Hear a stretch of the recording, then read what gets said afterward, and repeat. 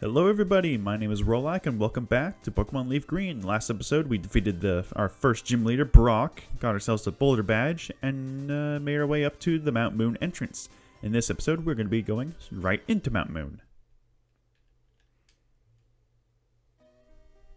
Alright, Mount Moon is the first cave system. Caves are, well, there you go. Caves are practically, what do you call it, grass patches, but there are no grass patches around. Instead, you have always a random chance of encountering Pokemon just from running around in the area.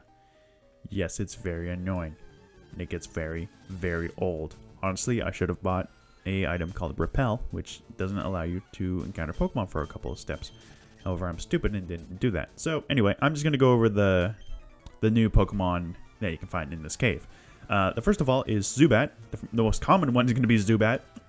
Zubat is a poison flying type. It's very, very fast. It's also not a bad Pokemon. For how much you encounter it, it's not a bad Pokemon. I don't think you get its final evolution in this game. Well, here's the thing. Its final evolution was introduced into Generation 2. And this game is technically set place in Generation 3. So I'm not entirely certain if some Generation 2... I'm not too certain if it can evolve into Crobat anytime soon, but you can get it up to Golbat. Golbat's pretty good. Not as good as Crobat, but still pretty good. Then there's Geodude. Geodude's one of the Pokemon that we saw in the gym. It's a rock ground type. Evolves into Graveler. The only downside to Graveler is that you have to trade with it to evolve it into Golem. And Golem's not a bad Pokemon. It's just Golem's also very slow. It has good defense, but not that good special defense. So if you're pitting it against a water or a grass type, just by mistake or by just random chance, it's not gonna be having a good time. Plus, you need to trade to get it, so it's very annoying. Then there's Paris. Paris is a bug grass type. Paris isn't all that great. It's also making my voice crack for some reason. Paris evolves into Parasect. It's an alright. Ooh, Fury Attack. They're an alright Pokemon. They're just not the best. I certainly wouldn't recommend them because they're really not the best of Pokemon. And then the last Pokemon you encounter, this Pokemon has a 1% chance of appearing, and that Pokemon is Clefairy. Clefairy is a normal type Pokemon. It evolves only by using the Moonstone. I believe an item that you can find in this cave. Clefairy it's not a bad normal type, per se. I've never honestly used one, and yeah. Oh, hey, speaking of which, there he is. So I'm just gonna chop you. Hopefully take you out. Nope. Alright. So yeah, Clefairy is, it's a decent normal type. Clefable's kind of bulkier as a normal type. It's also Clefable has good defense as well as good offense capability. So it's a pretty good normal type move, or normal type Pokemon, if I do say so myself. I've honestly never used one. I remember Chugga Conroy used one in his Platinum Let's Play. I never really watched the entirety of that. Anyway, we're not talking about him because that would be kind of dumb, to be honest. Talking about another Let's Player in this Let's Play. I'm getting very irritated about the amount of Zubats I'm encountering already. Good God. Luckily, here's the thing. A lot of people don't like Zubat. Mostly because you encounter it so much, but mostly because it's also really fast. There's also another mechanic with speed that I never really went into. Speed also determines if you can run away from a Pokemon or not. If the enemy Pokemon has a higher speed than your Pokemon, then you're not going to be able to get away for a couple turns. Eventually, if you get running, you will eventually run away.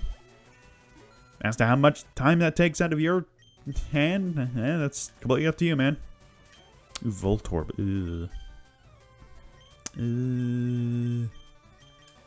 Voltorb's an electric type Pokemon. He also has a tendency to explode randomly, so I'm kind of worried about that. I don't think it actually knows explosion or self-destruct at this level, though. So, and it's going to miss its attack, so it's going to be completely useless. Alright, that was a good fight. Alright. Getting quite a good amount of money. Let's see what this item over here is. Or we can just encounter another fight. Alright, this is another potion. Not too bad. What is this? Ooh, rare candy. That's nice. Rare candies increase your Pokemon's level just by 1. Yeah, it's a free level up, which is really, really nice. The only downside is to it is that it resets your experience.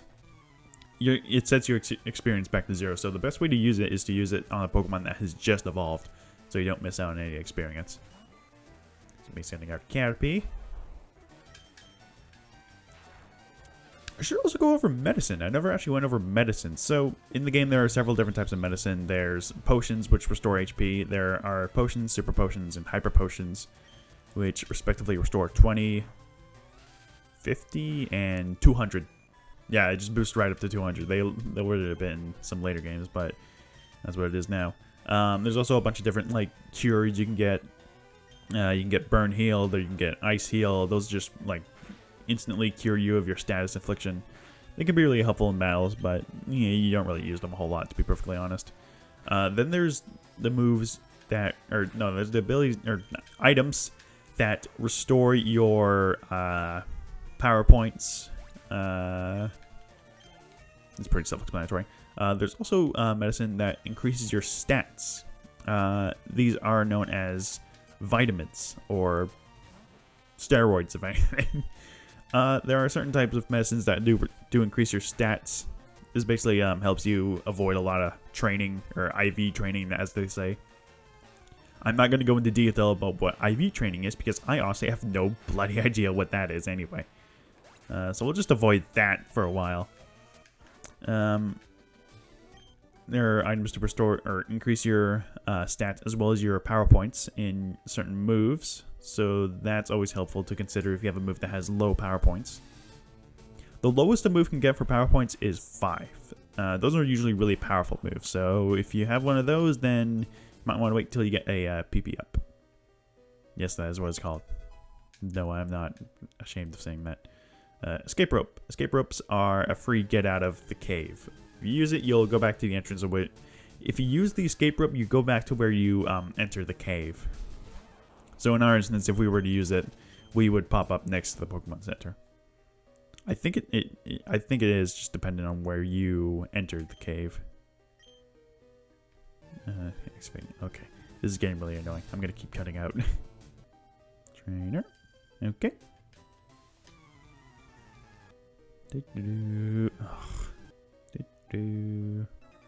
Another trainer. During that fight. Oh boy. You know what? I'm gonna leave the cave, go get some repels, and just, yeah, I'll be right back. Alright, I have returned. And I have repels. Repels prevent you from encountering weak Pokemon. Keyword weak. It means that you cannot encounter, it prevents you from encountering Pokemon that are lower level than the Pokemon in your front. It doesn't work against Pokemon that are higher level than the Pokemon that's in your front. So take that as you will. Alright, I'm going to switch over to Cooper because this guy's going to be using, I'm pretty sure, rock type and stuff. Yeah. Alright, now with that battle out of the way, we can grab this item. Got a Moonstone. That's the item that evolves, oh boy. That's the item that evolves Clefairy into Clefable, as well as the evolutions of Nidorans, the Nidorino and Nidorina. I think that's what they're called. I completely forgot, to be perfectly honest. Ooh, this guy. This is going to be our first instance of this kind of character. Simply swap to, I think, let's go with Dynablade. We're pulling a big job here. Get lost, kid. So this is going to be the first instance of a Team Rocket grunt. Team Rocket are the big bad organization of this game. Their main focus is just to steal Pokemon, because they're jerks, to be perfectly honest. Team Rocket grunts usually just use the same type of Pokemon you'll be seeing over and over again. These Pokemon include mostly just Zubat. How'd you miss? These Pokemon mostly just include Zubat, Rattatas, some other poison type Pokemon that we haven't gone over yet, but they're really not all that big of a deal.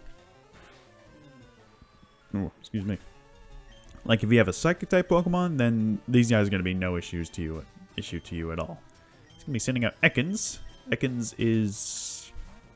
it's another poison type. Ekans is a weird Pokemon. I've never honestly used Ekans, nor have I ever really seen anybody else using Ekans or its evolution Arbok. It's got Intimidate, which lowers the attack of the opposing Pokemon once it gets sent out, so it's, you know, that's a good ability to always have. But really, Ekans and Arbok I've never really seen any play whatsoever. Most likely because they're not the best Pokemon, but that's pretty much the only reason, to be perfectly honest. Now it's got Wrap. Oh man, Wrap was notorious in the first Pokemon games. The way Wrap worked back then was very, very annoyingly strange. So, I'm not entirely certain of how it works, but here's how it did. TM46, Thief. Thief is a Dark-type move that deals damage as well as steals the opposing Pokemon or opposing Pokemon's held item. That can be very helpful, especially if you want to find a certain item that a Pokemon is holding, but you cannot encounter it. Or not find it normally. Let's see, what's down here?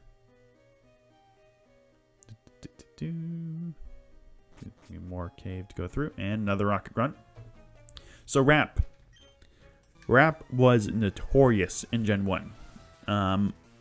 Because I think the way it worked, I'm not entirely certain on this, the way it worked is that if the Pokemon was wrapped, they cannot take any act. They have a chance. They had a chance of like not taking any action.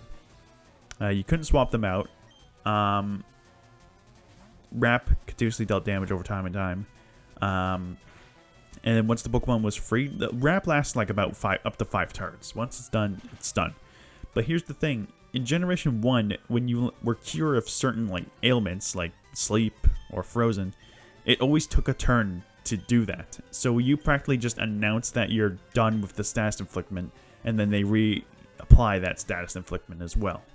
That's the case with Wrap, where the Pokemon simply says that your Pokemon was freed from Wrap, and then the turn ends, and then the opponent uses Wrap again, and then you're just stuck in an endless loop. It's great.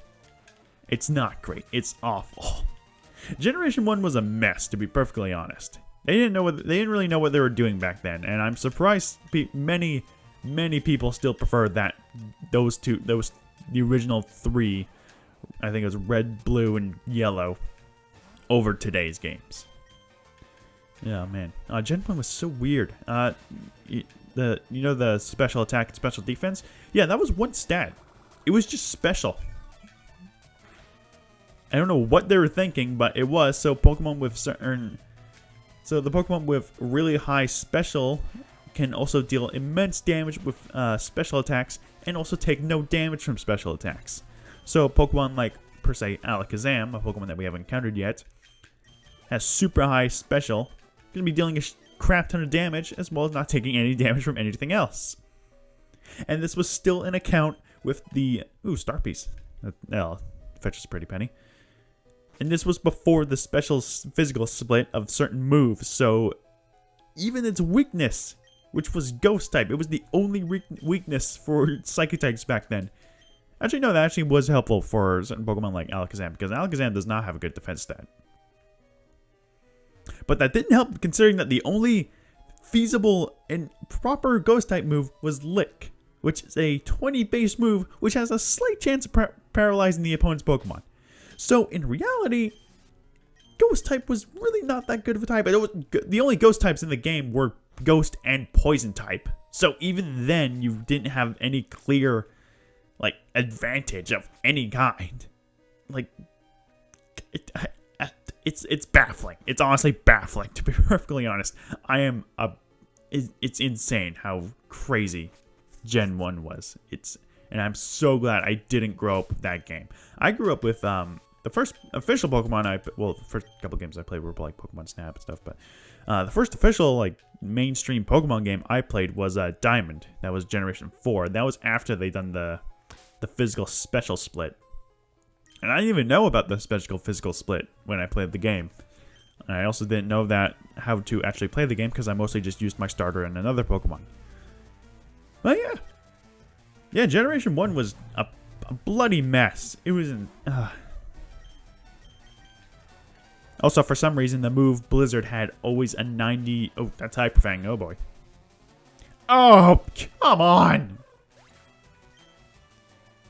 Yep, that's Hyper Fang. Pretty sure Hyper Fang just has a really high chance of critical hit. It's also exclusive to Rattata and its Evolution Eradicate. So, yeah, that's super annoying. Ugh. Oh, that means I have to walk all the way back out of this cave into the Pokemon Center. I don't want to do that. I really don't want to do that. But I'm going to have to do that because that's how this game works. I don't have a revive on me at the moment. So, no, don't use withdraw. Oh. I was about to just cut out everything, but no, Cooper's evolving. Yeah. Reached level 16 that fight. Awesome. So our base Squirtle has evolved into...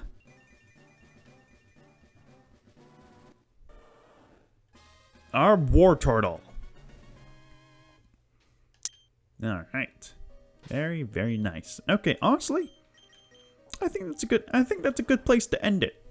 Because to be perfectly honest, I'm thinking this episode's going a bit longer than usual, which is not too bad. But hey, what can you say?